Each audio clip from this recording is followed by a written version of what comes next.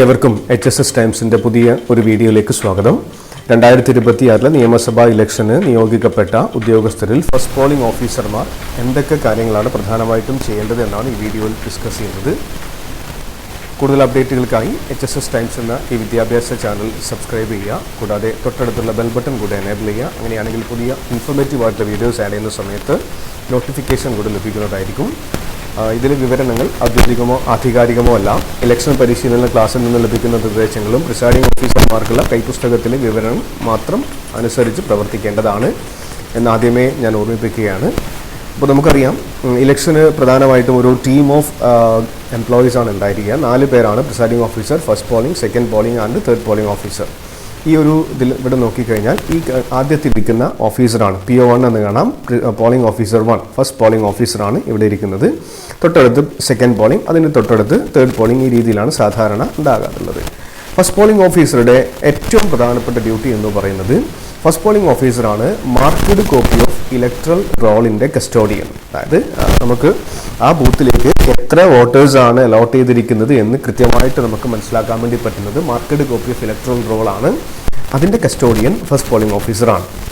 കൂടാതെ voters vote ചെയ്യാൻ വരുന്ന സമയത്ത് തിരിച്ചറിയൽ രേഖ നോക്കിയിട്ട്, അതായത് അവർ എപ്പിക്കോ അല്ലെങ്കിൽ മറ്റു പാസ്പോർട്ടോ ആധാർ കാർഡോ ലൈസൻസോ ഒക്കെ കൊണ്ടുവരും. ഈ ഒരു രേഖ പരിശോധിക്കുക. അത് രേഖ മാത്രം പരിശോധിച്ചാൽ പോരാ, അവരുടെ മുഖം കൂടി നോക്കി അവരെ ഐഡൻറ്റിഫൈ ചെയ്യുക എന്നതും എന്താണ് ഈ ഫസ്റ്റ് പോളിംഗ് ഓഫീസറുടെ ഡ്യൂട്ടിയാണ്. ഇനി തിരിച്ചറി കഴിഞ്ഞതിന്, അതായത് വന്നിരിക്കുന്ന വോട്ടർ ഈ ഫോട്ടോയിലുള്ള ആളാണ് എന്ന് നമ്മൾ ഉറപ്പാക്കിയതിന് ശേഷം വോട്ടറുടെ ക്രമനമ്പറും പേരും വിലാസം ക്രമനമ്പറും പേരും ഉച്ചത്തിൽ വിളിച്ചു പറയുക. വിളിച്ചു പറഞ്ഞ് ഒരു 2-3 സെക്കൻഡ് നമ്മൾ വെയിറ്റ് ചെയ്യണം. കാരണം നമ്മുടെ പിറകിൽ പോളിംഗ് ഏജൻറ്റ്സ്മാർ ഇരിക്കുന്നുണ്ടാവും. എന്തെങ്കിലും ആക്ഷേപങ്ങൾ ഉണ്ടെങ്കിൽ അവർ നമ്മളോട് പറയും, ഇത് ഇന്ന ആളല്ല, വേറെ ആൾ മാറിയിട്ടുണ്ടെന്ന് നമ്മളോട് പറയാൻ സാധ്യതയുണ്ട്. അപ്പോൾ ഉടനെ തന്നെ മാർക്ക്ഡ് കോപ്പിക്കകത്ത് നമ്മൾ ചുവന്ന ലൈൻ ഉപയോഗിച്ചിട്ട് വരക്കരുത്. പേരും അതുപോലെ അവരുടെ ക്രമനമ്പറും പേരും വിളിച്ചു പറഞ്ഞതിന് ശേഷം ഒരു 5 സെക്കൻഡ് വെയിറ്റ് ചെയ്തിട്ട് ബാക്കിൽ നിന്നും എതിർ സ്വരങ്ങളൊന്നും വരുന്നില്ല എന്ന് കണ്ടു കഴിഞ്ഞാൽ ഫസ്റ്റ് പോളിംഗ് ഓഫീസർ ചെയ്യേണ്ട വളരെ പ്രധാനപ്പെട്ട ഡ്യൂട്ടിയാണ് ഈ മാർക്ക്ഡ് കോപ്പിക്കകത്ത് അത് ക്രോസ് ചെയ്യുക എന്നത്. നോക്കുക, മാർക്ക്ഡ് കോപ്പിയിൽ പുരുഷ വോട്ടറാണെങ്കിൽ നിങ്ങൾ ചെയ്യേണ്ടത് ചുവന്ന മഷി ഉപയോഗിച്ചിട്ട് ഈ രീതിയിലൊരു ക്രോസ് ലൈൻ വരയ്ക്കുക.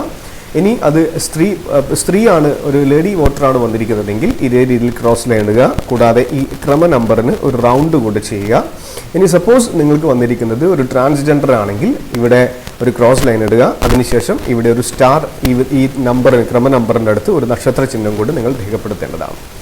അപ്പോൾ വോട്ടർ പട്ടികയുടെ മാർക്ക്ഡ് കോപ്പിയിൽ പുരുഷ വോട്ടർ ആണെങ്കിൽ വോട്ടറെ സംബന്ധിക്കുന്ന ഭാഗം ചുവന്ന മഷി പേന ഉപയോഗിച്ചിട്ട് ഇടതേ താഴെ കോർണറിൽ നിന്നും മുകളിലോട്ട് ഈ രീതിയിൽ വലതുഭാഗത്ത് കോണ് വരെ കുറുകെ വരയ്ക്കുക.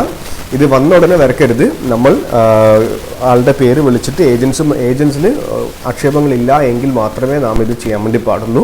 ഇനി നിങ്ങൾ ചെയ്യാൻ വേണ്ടി പറ്റുന്നത്, വോട്ടറെ ഐഡൻറ്റിഫൈ ചെയ്യാൻ വേണ്ടിയിട്ട് ഏതൊക്കെ ഡോക്യുമെൻറ്റുകൾ വരാം എന്നത് ഇലക്ഷൻ കമ്മീഷൻ ഇലക്ഷൻ 2-3 ദിവസം മുന്നേ നിങ്ങൾക്ക് നിങ്ങളുടെ ഔദ്യോഗിക ഗ്രൂപ്പുകളിൽ ഷെയർ ചെയ്യുന്നതായിരിക്കും. അപ്പോൾ അതുവരെ ഇലക്ഷൻ കമ്മീഷൻ്റെ തീരുമാനം എന്താണോ അത്രയും ഡോക്യുമെൻറ്റ്സ് നിങ്ങൾക്ക് പെർമിറ്റ് ചെയ്യാം. ഇതൊരു പഴയ ഡീറ്റെയിൽസ് ആണ്. ആധാർ കാർഡ്, അതുപോലെ driving licence, PAN card, passport, ഇതൊക്കെ ഉപയോഗിച്ച് നിങ്ങൾക്ക് ചെയ്യാം. അത് നിങ്ങളുടെ ഔദ്യോഗികമായിട്ടുള്ള ഗ്രൂപ്പിൽ നിന്ന് ലഭിക്കുന്ന ഇൻഫർമേഷൻ കളക്ട് ചെയ്തിട്ട് നിങ്ങൾ ചെയ്യേണ്ടതാണ്. അതുപോലെ ട്രാൻസ്ജെൻഡറിൻ്റെ കാര്യം ഞാൻ പറഞ്ഞു. ട്രാൻസ്ജെൻഡർ ആണെങ്കിൽ ഒരു നക്ഷത്ര ചിഹ്നമാണ് രേഖപ്പെടുത്തേണ്ടത്. കഴിഞ്ഞ ഇലക്ഷന് T എന്ന് രേഖപ്പെടുത്താനായിരുന്നു പറഞ്ഞിട്ടുണ്ടായിരുന്നത്. ഇവിടെ നക്ഷത്ര ചിഹ്നമാണ് നിങ്ങൾ രേഖപ്പെടുത്തേണ്ടത്. കൂടാതെ ഫസ്റ്റ് പോളിംഗ് ഓഫീസർ ചെയ്യേണ്ട മറ്റൊരു പ്രധാനപ്പെട്ട കാര്യം എന്ന് പറയുന്നത്, പ്രിസൈഡിംഗ് ഓഫീസറുടെ ECI നെറ്റ് എന്ന് പറയുന്ന, അല്ലെങ്കിൽ പ്രോനെറ്റ് എന്ന് പറയുന്ന മൊബൈൽ ആപ്ലിക്കേഷനകത്ത് ഓരോ മണിക്കൂർ കൂടുന്ന സമയത്തും ആ ബൂത്തിൽ എത്ര മെയിൽ വോട്ടേഴ്സ് വന്നു, എത്ര ഫീമെയിൽ വോട്ടേഴ്സ് വന്നു എന്ന് ഓൺലൈനായിട്ട് അപ്ഡേറ്റ് ചെയ്യേണ്ടതായിട്ടുണ്ട്. അതിന് ഒരു മണിക്കൂർ കഴിഞ്ഞ ഉടനെ തന്നെ ഈ പുസ്തകം മാർക്ക്ഡ് കോപ്പി നോക്കിയിട്ട് എഴുതാൻ വേണ്ടി പറ്റില്ല.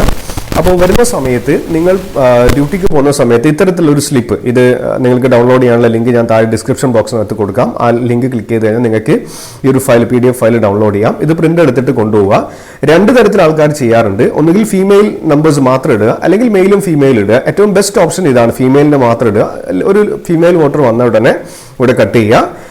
അല്ലാതെ രണ്ടും കൂടി ചെയ്യുന്ന സമയത്ത് കുറച്ചുകൂടി നിങ്ങൾക്ക് ഡ്യൂട്ടി അധികമാവുകയാണ്. അപ്പോൾ ഇങ്ങനെ ചെയ്തു കഴിഞ്ഞാൽ ഒരു മണിക്കൂർ കഴിഞ്ഞ സമയത്ത് ടോട്ടൽ വോട്ടിൽ നിന്നും നമുക്ക് ഈ ഫീമെയിലിൻ്റെ മൈനസ് കഴിഞ്ഞാൽ മെയിലിൻ്റെ നമ്പർ കണ്ടുപിടിക്കാൻ വേണ്ടി പറ്റും.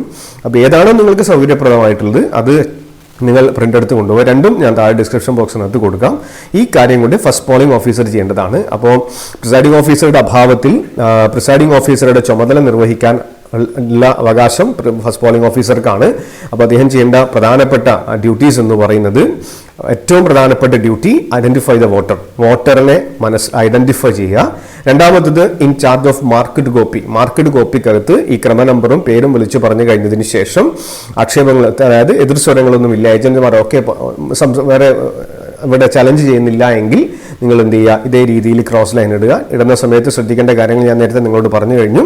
അതുപോലെ count male or female voters. ഈ 3 പ്രധാനപ്പെട്ട ഡ്യൂട്ടീസാണ് ഫസ്റ്റ് പോളിംഗ് ഓഫീസർ ചെയ്യാനുള്ളത്. Thank you. മറ്റൊടുത്ത വീഡിയോയിൽ മറ്റൊരു വിഷയമായിട്ട് നമുക്ക് വീണ്ടും കാണാം.